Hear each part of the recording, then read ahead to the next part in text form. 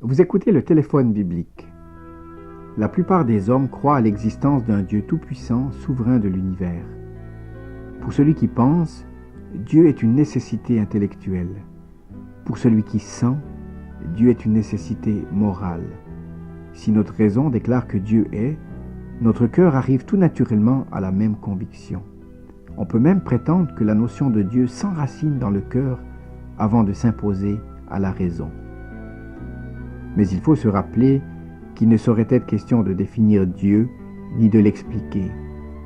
Toute proportion gardée, il en est de même de Dieu comme du soleil. Nous pouvons voir le soleil, nous ne pouvons le fixer. Cependant, c'est par lui que nous voyons ce qui nous entoure. Ainsi, nous ne pouvons voir Dieu, mais c'est par lui que nous voyons et comprenons toutes choses. Or, il arrive, et même très souvent, que les nuages nous cachent le soleil et nous privent de ses bienfaisants rayons. De même, il arrive souvent que notre égoïsme, nos péchés nous cachent Dieu et nous maintiennent dans une vie sans amour, sans lumière et sans bonheur. C'est ce que disait autrefois le prophète Ésaïe.